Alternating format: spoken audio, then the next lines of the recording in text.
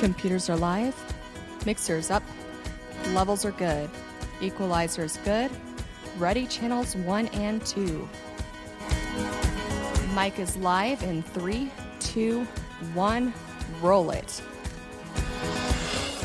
Welcome, listeners, to the My Practice, My Business podcast, where we teach dentists and their teams how to reclaim forgotten profitability in dentistry with our clinical business of dentistry training. And now, the host of our show, the clinical director at My Practice, My Business, Dr. Rob Thorup. Welcome back, listeners, to the My Practice, My Business podcast. I'm Dr. Rob. I'm your host of the show. Today's subject is the dichotomy of dentistry. For years, I've given this topic a lot of thought. It's a subject that not until literally in the last 12 months that we've even had an answer to. So first of all, let's define the word dichotomy.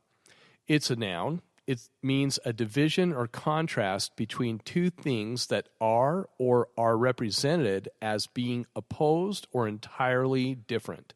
Synonyms for the word dichotomy would be contrast, difference, polarity, conflict, gulf, chasm, division, separation, split.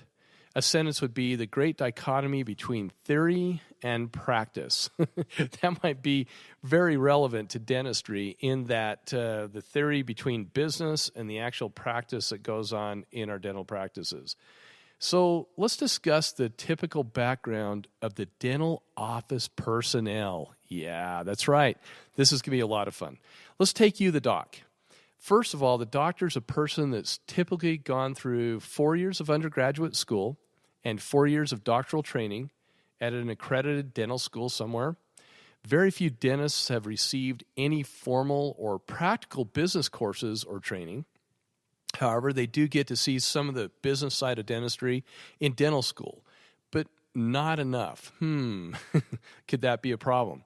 So a lot of dentists have gone on to specialty work, which means there's a lot more schooling that goes behind that. Some of them will do a year residency, a lot of educational experience that the doctor has. He or she has paid the price.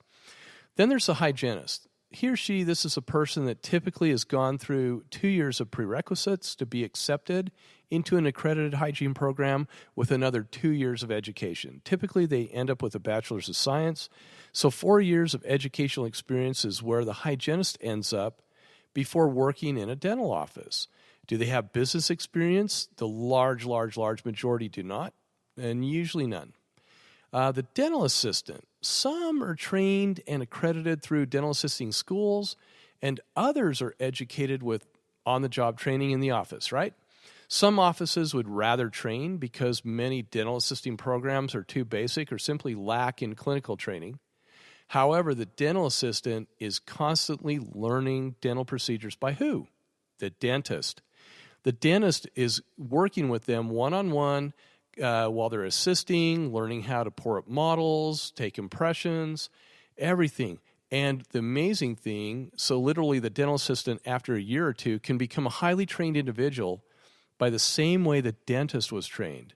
That is, by another dentist. That's fantastic, right? It's almost like they're in dental school without being in dental school. But that's a lot of training that dental assistant gets. And then there's the office manager or front office personnel, right? These are people that where the dichotomy of the office begins. Dental office managers have rarely received, in most instances, so those of you who have received it, I'm not talking about you, but the majority have not received any formal college training. Very few have associate degrees in business. Even fewer have bachelor's degrees in business. And it's a rare find to see a person running a dental office with an MBA. What we're typically seeing in the current office manager was they were trained by the previous office manager, who was trained by the previous office manager, who was trained by the office manager who was a dental assistant and is the Sunday school teacher in their church down the street, right? That's what we see in Utah all the time, okay? That's crazy. My personal favorite is when the dentist hires someone to run the office without doing a background check to see how well they did in their previous employment. And then they just tell them to do the job. They come in and say, hey, get to work. They don't even know if they were problematic in their last office because they didn't run a background check on them. What if they constantly took advantage of their last doctor with time clock theft or not showing up for work or just utter laziness, right? Or worse, flat out embezzlement from the last doctor. And then who trains these office managers? The dentist? Heaven forbid. We don't know what we're doing. We just hope these young men and young women that come in and run our offices, we hope they know what they're doing. And then we expect them to do it, right? So now what happens? Typically the power struggle, whether seen or unseen, whether spoken or unspoken, we see the self-anointed office manager begin to exercise his or her lack of commensurate achievement by using the title of the position. Pretty soon, the doc and hygienist and assistants just hide from them. The office manager becomes what is called the queen of the office sometimes, and they're just power-driven. Oftentimes, the power struggle exists between the doctor and the office manager. How many times do we see that? The office manager says, we're doing it this way. The doctor says, I want to do it this way. And the office manager threatens to quit. And the doctor says, we'll do it your way, right? The doc's expectations can simply be unfair, though, with office managers' current training. And the office manager overstates their ability to effectively do the job. In defense of the office manager, though, how can they possibly be on the same page when there's such a dichotomy? Because the office manager has never been properly trained by any business training out there. Oh, sure, they go to, conventions and they go take training, but do they really get core business principle training? Wow, that's amazing. As the office manager begins dealing with those crazy insurances and some even crazier patients, they become frustrated and threaten to leave if they're not paid more just to deal with the above. Needless to say, if they had better training, their jobs would be easier. But where, who, how do they get that training? Who honestly has the office manager's backs like we do everyone else in the office, especially when we, the doc, honestly have no more business training than they do? Until those front office managers have proper training in their jobs, they really are defined as office administrators by definition in any business school. Many would probably prefer that title, just reduce the stress. How can any office manager make key business decisions without the credentials to do so? How can the doctor make those business decisions that are needed on a daily basis, let alone the long-term ones?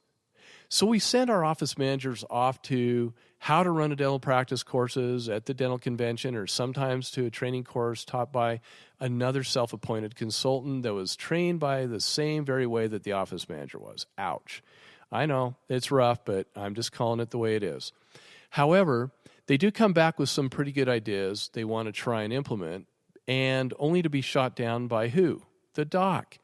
Even the staff members. Why? Because remember, they still are not grounded in good business practices. Then the doc goes to a CE course and comes back with some good business ideas he or she wants to implement, only to be attacked by team members who suffer from what we call the Inindi syndrome, which stands for, it's an acronym, YNINDI. That's the Inindi syndrome, and it stands for, yeah, no, I'm not doing it. Office managers, you need and must be vested in your practice. You need to be. How can you be rewarded if you're not? You need to remember, if you're not invaluable, you're replaceable, and that takes place in any business out there. So how do you become invaluable? And so how do you get to that position of an office manager, a true dental office manager? Well, there's a couple ways to do it. And, of course, the first one we'd say, start by taking the Office Manager's Mastery Program with us at My Practice, My Business. It's by far the best office manager course in the dental industry, and those are our clients' words, not ours. But the program is simply fantastic, and it helps office managers really understand the things that they need to do in the clinical business of dentistry. And two, enroll in school to get an associate's in business. Ask your doc to pay for it in return for your loyalty and dedication to the practice. I have put so many of my team members through school to do the very thing that I'm talking about. And so what if they only stay with me 4, 5, 6, 7, 8 years? At least I've helped them achieve their goals. And in that interim, they have also helped the practice in so many different ways. The third thing is, after the associate's degree, consider finishing up with an online bachelor in business degree. Sure, these things take time, but they only benefit you in the long run, not just for the practice, but you personally, office managers. And think about it, docs. That's a really awesome investment that you can make for them. When the front office members have the commensurate training equal to the rest of the team, they no longer have to rely on the title of their position only. They truly become equal to all team members involved, and the dichotomy of the office no longer exists. An office administrator is really about a $15 to $18 hour position, and that's honestly where most office managers should be with their knowledge base currently. But an office manager who continues to empower themselves with knowledge investing is worth way more. Those office managers who go through our training at MPMB become so valuable to the practices they serve, they typically make bonuses placing them where hygienists are paid. How, you might ask? They typically will bring in between $10,000 and $20,000 of increased revenue that's collectible to the practice with the knowledge and training we bring to them. And doc, you bonus them off that increase, and they become just worth everything in the world to you. Everyone on your team, doc, has significant financial and educational investment with their jobs, except that office manager. I hope that becomes obvious. It's time that we invest in the person whose primary responsibility is making the practice profitable. Okay? Our training at My Practice, My Business is guaranteed or your money back. No one does that in the dental industry except us. Invest in them, doc, and watch your profits significantly increase as you learn how to reclaim forgotten revenue in dentistry again. It's crazy what we've seen throughout our industry for years and years and years. I can't tell you how many of my office managers that I've given that title office manager to, they come to me and they've never had any formal education. I did have one office manager that I was able and lucky to start out with. Her name was Debbie. She at least had a degree in business. And she was fantastic, worked for me for years. And then what happens? Of course, the husband gets a job and they get transferred to a new location, and then I lose her. That's how we always seems that we tend to lose employees by one of the spouses getting transferred or something happens like that. They start a family and they want to stay home, and they're so vital to our practices. But you know what? They have to move on with their lives too. So what can we do to help our office managers, these people we call office managers, instead of teaching them from the school of hard knocks? We all know that oftentimes a dental assistant will want to push themselves into that role of being the office manager, right? And that dental assistant has seen how things are ran. They have a good background experience. They understand stuff. And then we put them into that role. And oftentimes we put people into that office manager position within our own dental practice, and then everybody hates them. We call that the Peter principle in business. It's where everybody liked Peter.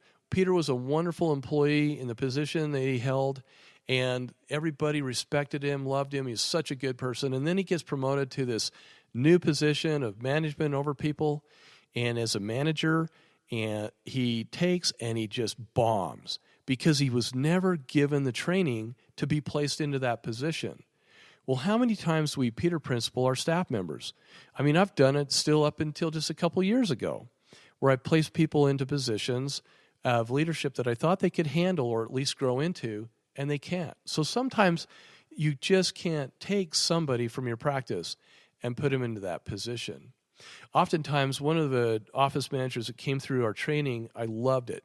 A woman of 22 years of experience in the dental field. And she was very, very good at her job. And you could tell that she knew a lot. And she came through our training. And after the first day, she said, "Oh my gosh, Dr. Thorpe, I've just got to tell you, I've been an office manager for 22 years. I thought I knew everything. If you were to ask me, I'd tell you I know everything. I was a know-it-all office manager." She says, "It's amazing what I've learned. You don't know what you don't know." And then we met with an office manager from one of our group practices that's training. They're signing up for our training. And this young lady, she's been in the dental sector forever. She's one of those employees that we typically see in a lot of office managers, and I don't know how she does it. But she works for this guy. She's there 6 days a week. Now, I worked for my dad at the battery shop Monday through Saturday. And my dad was a hardworking businessman who drove his team all the time and rewarded them well. But this young lady, I got to know her a few days ago, and she, I mean, talk about the school of hard knocks. I fired questions at her like crazy. Now, she didn't know the advanced stuff that we teach and train at My Practice, My Business, but talk about solid, and knew her stuff as much as there is to know in the dental sector without going to our one of our courses. Man, she was great. Fantastic. Works her guts out. And then as we talked about some of the things we do in the training, she was like, you could just tell some of the things we do, they were doing already in their office. And it was awesome. But other things, she was just shaking her head going, I've never heard of that before. Or I've never heard of those protocols. I've never heard about multi-codes and things like that you could do these advanced things with multi-codes. And what about these CDT codes that we don't typically use? Oh my gosh, I never even thought about those. And it was fun to just watch her mind open up. And oftentimes, Doc, we have office managers. I hope some of you office managers are listening to this podcast too, because we have these team members in our front office staff that are fantastic. They're super smart, and just nobody's given them the opportunity to expand, to grow, to go to school, and to take night classes or whatever it might be. And oftentimes, Doc, I would send my front office out there during the daytime. I mean, there were some courses they couldn't take at night, and they were only offered at the daytime. So we send them to school, and we, it's like in the schools around here. We've got University of Utah close by. We've got Westminster. We've got Salt Lake Community College. Those are the schools that are in our area, and I love sending them to a major university like University of Utah, where they can go pick up those business degrees. And it's amazing nowadays that all the courses are offered online. So it makes it a lot easier, but some courses they have to take during the daytime. So that's another point that we talk about cross-training. Let that office manager go for a couple hours, 2-3 days a week, to go take those courses that are going to benefit your practice. And guide them, direct them, hey, this is the courses we ought to take. I've got my office manager right now, Tracy. She is going after her master's in business, and happy to pay for that too. Of course, a little different situation there because she's my wife. So it's definitely a vested interest for me to have her continue to learn and grow. But it's amazing to me how many of these office managers, like the one we met the other day, my wife and others, it's like they are just intelligent people ready to blossom if somebody would just give them the opportunity. So, Doc, give these front office personnel opportunity if they want it to take and run and increase their knowledge, increase their education. Let them be more valuable for you in your practice. Invest in them. Watch your profits. They'll significantly increase, Doc, as they learn how to reclaim forgotten profitability in dentistry again. And one more thing that I want to add that I almost forgot to. Our team members can take courses in digital marketing and social media marketing that are so powerful for our practices, in addition to courses in customer service. I wish we could send everybody to Disney University, but we can't. Pretty expensive. But man, that is something that I would seriously consider sending your office manager to. People that have come out of Disney University, they do awesome. And the whole level of customer service will pick up in your office. So that when that patient comes in, they have that Disney experience. They come in, they don't feel threatened or intimidated, because patients hate coming to the dentist, right? But not in our office. They love coming. They get that Disney experience. and they have a staff that just overwhelms them with kindness and a happy office. Thank you so much for tuning into the My Practice, My Business podcast. You can find additional podcasts you may have missed that will help you with your dental practice at Apple iTunes Podcasts. And remember to become a subscriber to our podcast. Many of you have asked how to help support the My Practice, My Business podcast. If you have enjoyed the program and information you received today, the best way to help is to leave us a 5-star review. Thanks again for allowing us to be a part of your day.